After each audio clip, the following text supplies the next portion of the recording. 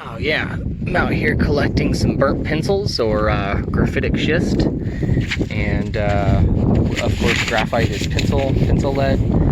This sediment is intended, you can use it as a sort of normal powder, but also you can do a little scribing on paper, which I think is pretty darn cool. And Burnt River Schist. Behind me is the Snake River, and some more outcrops. You can see where I'm at is an anthropogenically disturbed area along this road, along Brownlee Reservoir, I guess. Not just the Snake River, but the dammed Snake River. And yeah, I just thought I'd say something about this burnt river schist, or burnt pencils sediment to be able to write with. And I'm out here, collecting some jars of this wonderful dark graphitic sediment. And another point is this is what I use for collection. This is where yes, this is magical material. It's targeted. This whole outcrop, it's all graphitic schist, but this is the most graphite rich area, and I'd like to think that it's my geologic eyes that kind of pick up on that, or my training to be looking at rocks, and that's one of the real added benefits or values to why I do what I do. So yeah, everyone can collect their own. If I can show everyone to a map right here, or even in cases take people right here to collect small batches of their own, as I like to do. But not everybody can or wants to do that. And what I offer is going to hand collect myself, on adventuresome, magical days. And today I'm doing some adventure lithoscrying, thinking about, future things, and luck be with you. All right, yeah, but better get to collecting. Thanks a lot. It's just an amazing rock. So here's where I'm getting some of the graphitic schist, but here's a nice, man, that does not focus. Here's a nice piece. Well, it's not nice, it is banded, but this is very schistose, where it breaks along cleavage and cleavage. But isn't that just a beautiful rock? So that shininess is all the graphite, which is a one-dimensional sort of crystal. Not truly one-dimensional, it is still three-dimensional, but it breaks into cleavage planes like this, like sheets of paper almost, right? It's not a mica, it's of course pure carbon, so this is a very carbonaceous maybe siltstone, out in the ocean, but during its time of deposition. But today it's been metamorphosed, and all of the carbon that was there has turned into graphite, pencil lead, which is pretty cool. Anyway, I was just totally geeking out on this, how nice and layered this piece is, and it looks like there's some little quartz wisps that are in there. Anyway, yep, keep collecting. There he is, Twitch the witch dog, standing guard, making sure that the rocks don't move. Oh yeah, so I guess I should say something about what things look like when I'm done, right? It's a road outcrop. It's very steep up there. The water during rare desert precipitation filters down, erodes this, and here's the scar that I left, or that, well, not that I left, but that here's right now. Barely much different than this, much less extreme than this natural, anthropogenic because of the road, but natural rock fall that's happened here. The disturbance is equal or of course lesser than. And then here's the 7 jars of burnt pencils I've collected today, and this bag of sort of more chunky material things I'm gonna maybe see if I might pound up and grind and make more pure stuff. I don't know, I got a whole bunch more, but anyway, this is where it all came from. And what I'm gonna do is replace some of this slope uphill. I guess I'll show. All right, there we go, just a little replacement of the sediment, make it look a little more natural, or well on its way back to reclaiming. It's an active sediment source, and that's where I target and collect from, oftentimes along anthropogenic areas. It's already where it's eroding at the hand of people. It's not disturbing soils at all. This is hardly a soil. There are a couple of plants that can grow on the rubble. I tried not to disturb that mullein there, but other than that, it's a actively eroding slope. So of course, the Burnt River Schist is, besides targeting it because of its graphite content, right? Yeah, I'm in love with the story, right, and the geologic story of course, these things. But here we are next to the beautiful Brownlee Reservoir, beautiful as the desert goes, right? Water, river running through the desert like a watery snake through the desert. But this graphitic schist, I believe that the Burnt River Schist is part of the IZ terrane of approximately Jurassic-ish in age. I should go and refresh myself on a lot of these details, but these are ocean floor sediments, or close to the accretionary prism. As one plate, ancient plate was, I think the Kula plate was subducting underneath North America, or maybe even during different accreted terrain, a smaller plate. Anyhow, between plates where sediment is rushing off of the continent into the ocean, and then also that conveyor belt of oceanic crust is bringing in new sediment into this little accretionary prism area that accumulates all this sediment, and then it gets all garbled up and at the bottom metamorphosed into like a melange, like the San Franciscan melange.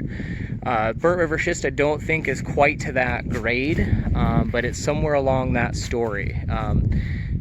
Driving to this area, I went through some let's see, well, besides the basalts of the Columbia River flood basalts, the Weiser embayment, they're sitting on top of other, accretionary sediment material, and then parts of the arc themselves, some conglomerates that were coming off of the arc, now metaconglomerates, and then a larger batholith, a plutonic batholith, like a quartz diorite, granitic type of thing that represents the ancient island arc of the area. So that's just kind of the regional tectonic story. I'm basically at the boundary of ancient North America over here. Across the Snake River, we have more of the Burnt River Schist for a while. These allochthonous or exotic terranes, these exotic rocks that came from, equatorial latitudes. The limestones to the north suggest or show us that, the Martin Bridge limestone and all its fossils. But ancient North America, before, British Columbia, Oregon, Washington, Northern California existed, the accreted terranes, this was the edge of ancient North America, late Cretaceous, while the Idaho batholith, which some of the other sands like the mica from Silver City and the Grand Idaho sediment are essentially parts of this batholith. Volcanoes were forming, and those batholiths were the guts of those volcanoes, the bowels of those volcanoes. Sometimes I like to think of them. Yeah, so all these, basically this is where the stitching between Oregon, or the whole Cascadia accretionary terranes, and North America exist, and it's partially absorbed in this messed up, garbled up area. It's the Oregon-Idaho shear zone, I believe, or something like that. And that's the currently deforming area. But while this was actively deforming, of course, some of this was a lot of the stress was absorbed in this strained, now metamorphic rock, and that's what's really cool. Well, there's all of that's really cool, but those are some of the really cool details I feel like about the Burnt River Schist here behind me. And I guess I keep saying Burnt River Schist. That's the unit. That's the formation name, as far as I know and as far as I'm concerned. Again, grander part of the IZ terrane of rocks that are metasedimentary. But also there are portions of this that you could pick it up and hand sample, kind of like I was collecting, and call it a slate. It has slaty cleavage. It's flat. It's not quite as wavy. It doesn't have chunks or porphyroblasts, and it seems much more. Actually, here's one down at my feet here. This is much more like slaty type of cleavage. Is that even point? Oh yeah. Okay. Anyway, well, I love me some geology and some rock hounding and some adventure lithoscrying. So that's really why I came out here, was just as a personal adventure. Me and Twitch the Witch Dog, Twitchy Boy, getting out today because we need to. Trying to just stay low and not get myself into a bunch of projects that I can't finish, and doing some thinking and some writing and thinking about future. And I just really needed to get out and come do some adventure lithoscrying. And so I'll leave the kind of personal, you know, geomancy reading and adventure lithoscrying part of this out of this. That's personal, that's me, but that's part of what I do while I'm collecting. Is I do ritualistic, thankful things for myself in this place, while also going to collect things that I would normally even just use on my own in my family's and our sort of magic scene, you know, what we like to do. And anyhow, ramble. Catch you later.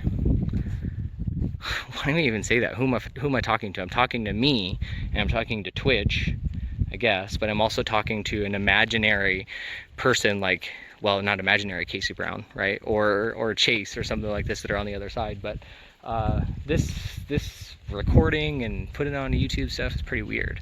You know, like my class lectures, doing all that stuff and putting it out there is pretty weird. Who the F am I talking to? The future, I guess. Me, I guess.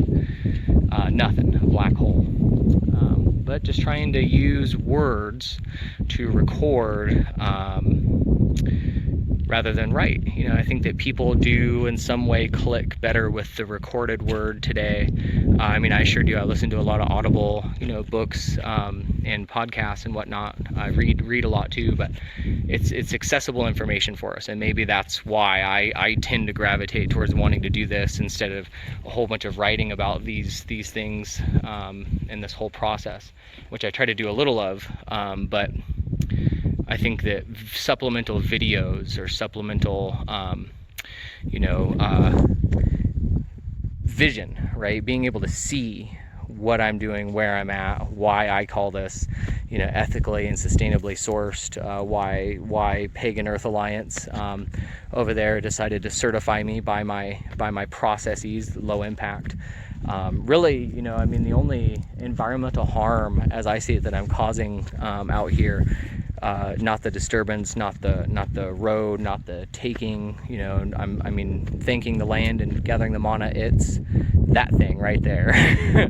It's the transportation, and oftentimes I do this under, you know, somewhere that me and my family are going anyway, right? We're going somewhere and we make a stop, we go target an area on purpose, and I'm targeting this area on purpose, but this is one of the few times that I've gone, you know, alone and solo with just Twitch, and specifically for coming out here for me to go look at rocks and to look at this graphitic schist and to collect some of it. So this was actually a big impact, you know, today in my environmental impact, because of all the sediments that I provide and collect. This is, gosh, I can't really think of any others really, where the whole point of my trip was to go out and collect the material, go see the material, go do a ceremony. Huh, interesting. Yeah.